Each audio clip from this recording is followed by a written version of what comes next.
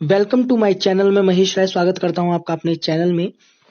आज हम कुछ इम्पोर्टेंट क्वेश्चन के बारे में पढ़ेंगे। ये जो क्वेश्चंस है ये नाद को लेके क्वेश्चंस है, एमसीक्यू क्वेश्चन, इम्पोर्टेंट क्वेश्चन है और ये टीजीटी पीजीटी में बहुत पूछे जाते हैं।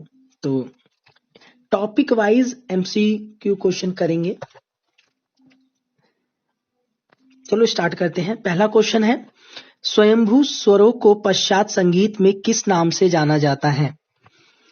ए ऑप्शन है दोनों बीसी, बी हार्मोनिक्स, सी है ओवरटोन्स, डी है इनमें से कोई नहीं। आपका सही आंसर है ए। जो पश्चात संगीत है उसमें स्वयंभू स्वरों को हार्मोनिक्स और ओवरटोन्स भी कहते हैं। ठीक है, ओके। चलो नेक्स्ट क्वेश्चन की ओर चलते हैं।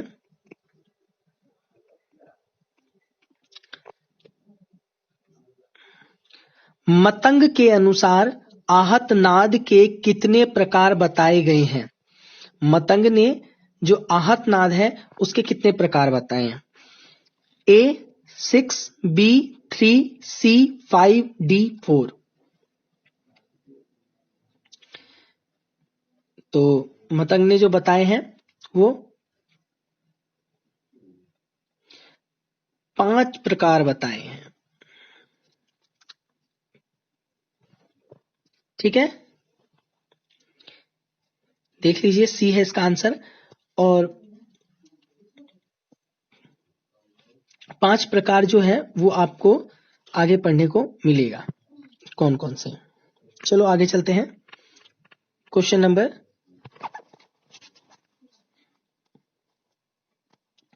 3,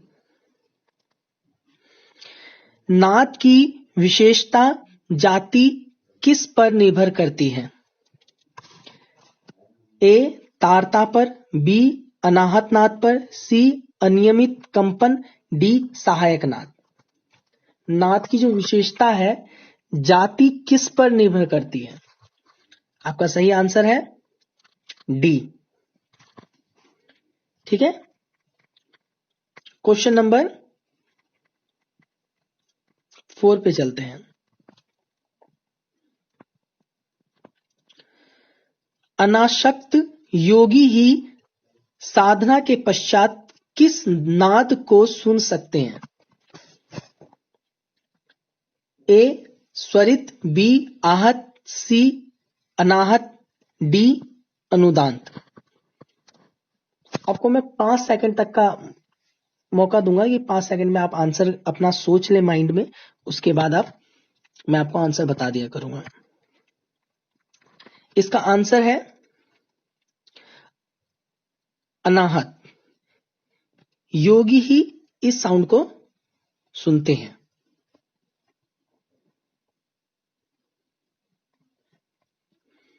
और आहत संगीत योगी होता है नाद। देख लीजिए, इसका आंसर सी है और सी अनाहत साउंड है। नाद के ऊंचे नीचेपन को क्या कहते हैं? 5वां क्वेश्चन है आपका। ऑप्शन है ए जाति, बी तारता, सी आहत, डी अनाहत। तो आपका सही आंसर है बी तारता। बी है आंसर। देखिए, ये रहा बी आंसर है इसका। क्वेश्चन नंबर 6,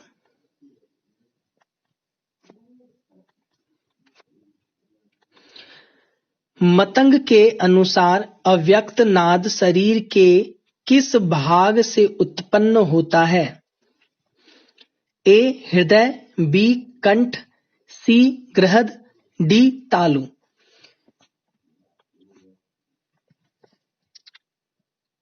आपका सही आंसर है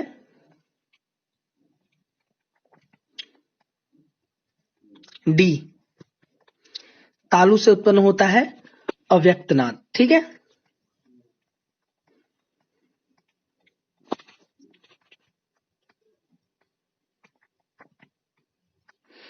क्वेश्चन नंबर 7, मतंग के अनुसार कृत्रिम नाद शरीर के किस भाग से उत्पन्न होता है?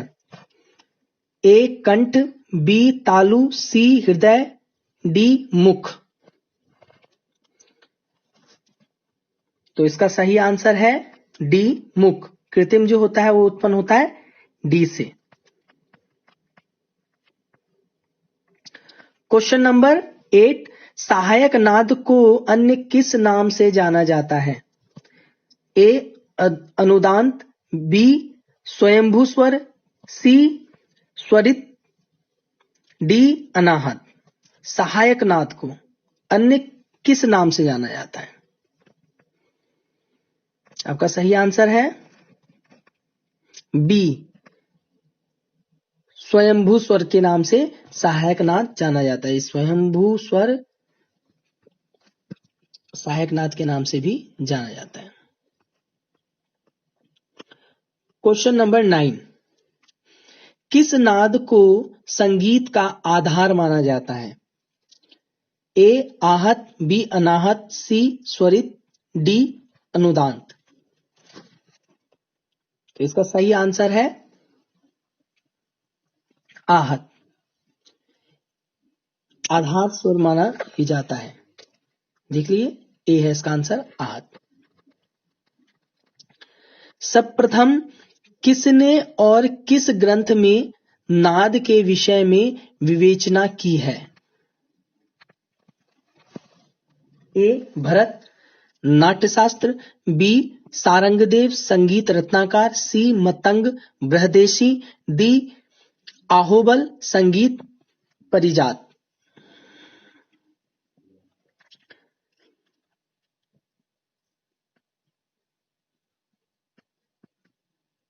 तो आपका सही आंसर है सी मतंग।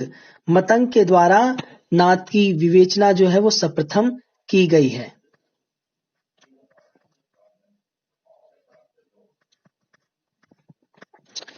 क्वेश्चन नंबर 11,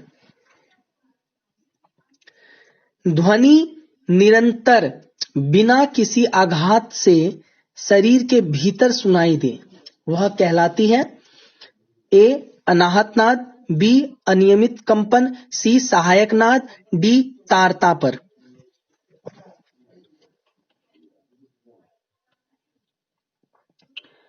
जो आहत के बिना, देखो ध्वनि निरंतर बिना किसी आहत से शरीर के भीतर सुनाई दे, मतलब कि आघात नहीं किया जा रहा उस पे,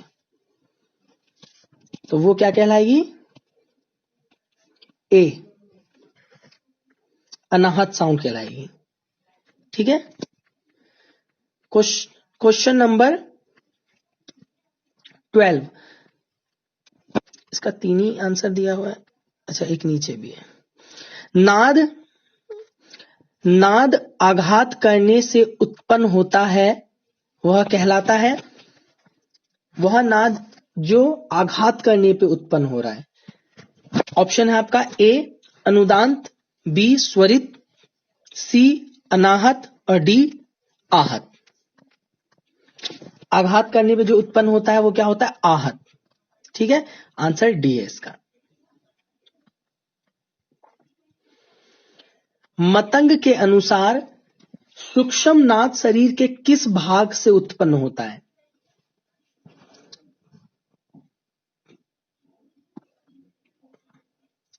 ए कंठ, बी हृदय, सी तालु, डी गृहद। सही आंसर बताइए।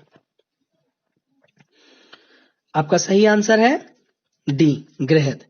जो सूक्ष्म नाद होता है वो क्या कहां से होता है? देखिए, जो 5 नाद मतंग जी ने बताए हैं वो कौन कौन से बताए हैं? एक तो बताया उन्होंने सूक्ष्म, असूक्ष्म, व्यक्त, अव्यक्त और कृत्रिम। ये 5 नाद आहत के उन्होंने बताए हैं। ठीक है। एक से उत्पन्न होता है क्या? एक नाद से उत्पन्न होता है, एक हृदय से उत्पन्न होता है, एक तालु से उत्पन्न होता है, गृहद से उत्पन्न होता है, कंठ से। गृहद जो होता है उसे नाभि कहते हैं। ये कहीं कहीं पे आप क्वेश्चन में देखोगे कि नाभि, यहां की जगह आपको ऑप्शन में मिलेगा नाभि, सॉरी नाभि। ठीक है,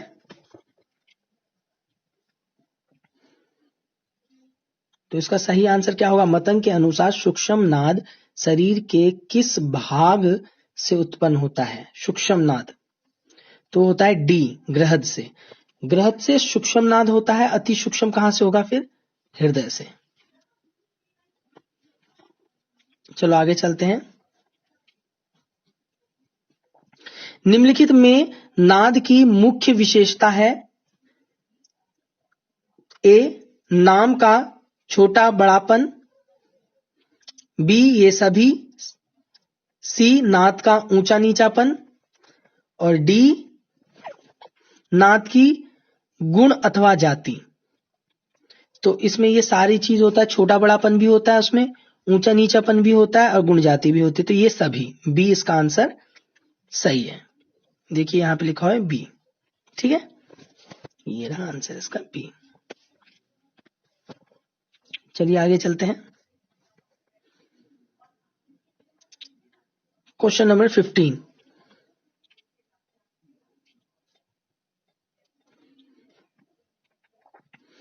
संगीत उपयोगी ध्वनि को क्या कहते हैं? मूर्छना, जाति, नाद या ग्राम?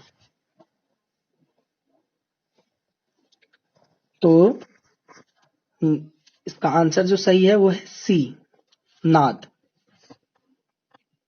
देखिए सी है इसका आंसर। 16, नाद कितने प्रकार के माने गए हैं? जो नाद है वो कितने प्रकार के हैं? ए 1, बी 4, सी 3, डी 2।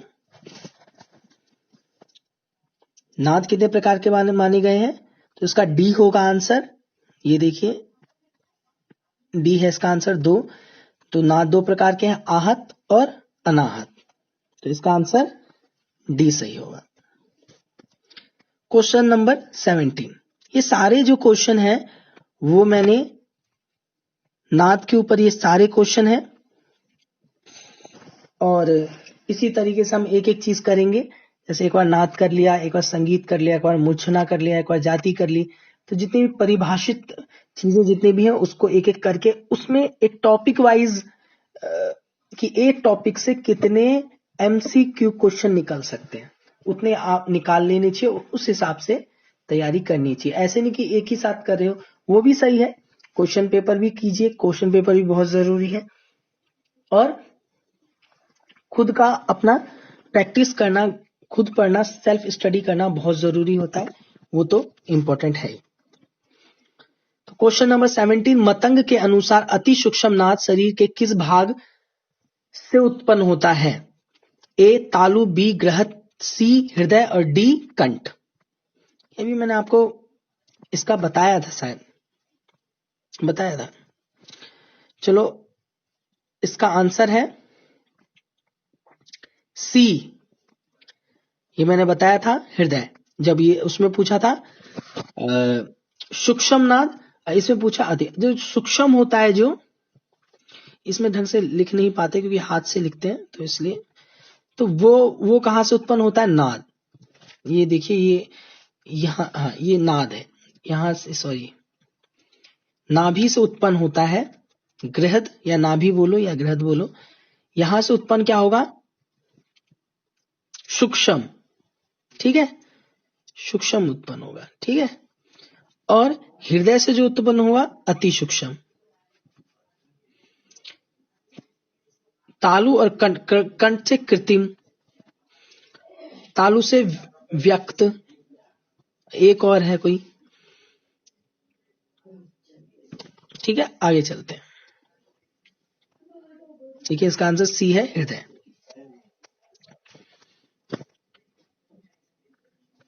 क्वेश्चन नंबर 18, तानपुरे से उत्पन्न अतिरिक्त जो अन्य नाद मूल नाद की सहायता में उत्पन्न होते हैं वे क्या कहलाते हैं? जो तानपुरा होता है उससे उत्पन्न अतिरिक्त जो अन्य नाद मूल नाद की सहायता से, जो अन्य है नाद मूल नाद की सहायता से जो उत्पन्न होते हैं वो क्या होते हैं, उन्हें क्या कहा जाता है?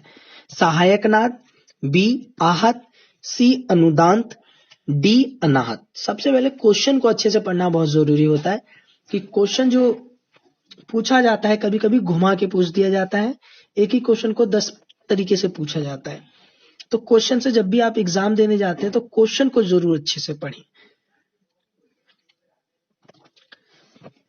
तो इसका सही आंसर है ए सहायक नाद।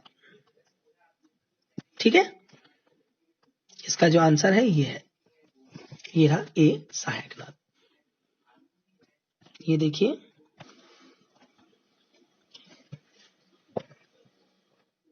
इसका ए सही है। ठीक है, आगे चलते हैं। मैं आपसे माफी चाहता हूं कि ये जो पीडीएफ बनाया है वो उसमें मुझे अभी इतना अच्छे से नहीं आता, ये मैंने खुद ही किया है तो इसलिए, तो धीरे धीरे ये जो पीडीएफ है बहुत अच्छे से मैं धीरे धीरे बनाना सीख जाऊंगा। बात क्वेश्चन की हो रही है लेकिन, तो क्वेश्चन तो है ही, और एक एक टॉपिक से करेंगे तो वो ज्यादा अच्छा रहेगा कि इस टॉपिक से ऐसे ऐसे क्वेश्चन आ जाते हैं। आप जब भी किसी चीज को पढ़ते हैं तो उसमें क्या कीजिए, आप जितनी भी चीजें हैं एक टॉपिक को चुनिए और उसमें उसकी थ्योरी को सबसे पहले पढ़िए। थ्योरी को जितना अच्छा हो सकता है उतने अच्छे से उस थ्योरी को पढ़िए और उसके बाद उसका एमसीक्यू क्वेश्चन बनाइए। ठीक है, ऑप्शनल जो क्वेश्चन होते हैं वैसे क्वेश्चन बनाइए और फिर उसको समझ लीजिए, उसको करिए। ठीक है, उसके बाद क्वेश्चन पेपर करिए। क्वेश्चन नंबर 19, प्राण तथा अग्नि के संयोग से किसकी उत्पत्ति होती है? ए जाति, बी नाद, सी ग्राम, डी मूर्छना। प्राण तथा अग्नि के संयोग से किसकी उत्पत्ति होती है? तो नाद की होती है। इसका आंसर जो सही होगा वो बी होगा। देखो बी से है इसका आंसर नाद। मैंने और ऑप्शन में जैसे लगा रखा है सिर्फ बी, नाद जैसे नहीं लिखता, सिर्फ बी ही लिख देता हूं, तो आप उससे तो कोई प्रॉब्लम नहीं होगी मुझे लगता है। क्वेश्चन नंबर 20, नकार प्राण नामा नादो भियते प्रस्तुते श्लोक द्वारा किस ग्रंथ में नाद के अर्थ को स्पष्ट किया गया है? ए बृहदेशी, बी संगीत परिजात, सी संगीत रत्नाकर, डी नाट्यशास्त्र। तो आपका जो इसका सही आंसर है, ये किसने कहा है ये पूछा गया है इसमें, ये जो श्लोक है ये किसने बोला है, किस ग्रंथ में मिलता है? तो इसका जो सही आंसर है वो है डी नाट्यशास्त्र। सॉरी इसका है सी, क्षमा करना मुझे।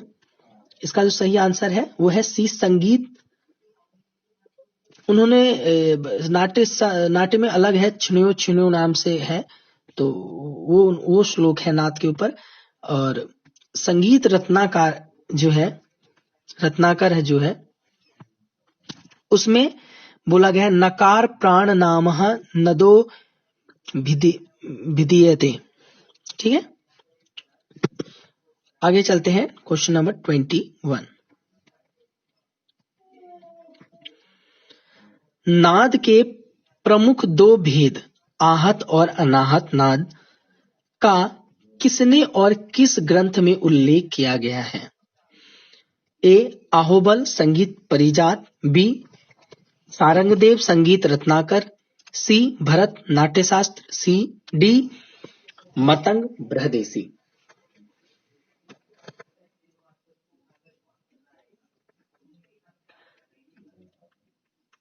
आपका सही आंसर है बी सारंगदेव संगीत रत्नाकर में आहत अनाहत नाद के बारे में उल्लेख किया गया है। तो ये आपके क्वेश्चन थे 21 जो नाद के ऊपर थे। मुझे लगता है कि आपको अच्छा लगा होगा और अगर मुझे बताना कि मैं क्वेश्चनों को फास्ट ज्यादा पढ़ा रहा हूँ या स्लो ज्यादा पढ़ा रहा हूँ, थोड़ा सा मुझे एडवाइस करना। आप सब मेरे गुरु भाई हो, और जैसे भी बता रहा हो आप मुझे थोड़ा बताना। आपका भी गाइडेंस बहुत जरूरी है मेरे लिए, और मेरा भी गाइडेंस बहुत जरूरी है आपके लिए। और लाइव तक की जहां तक की बात है कि लाइव आके मैं करवाऊं, तो वो भी मैं करवाऊंगा, उसमें भी कोई प्रॉब्लम नहीं है।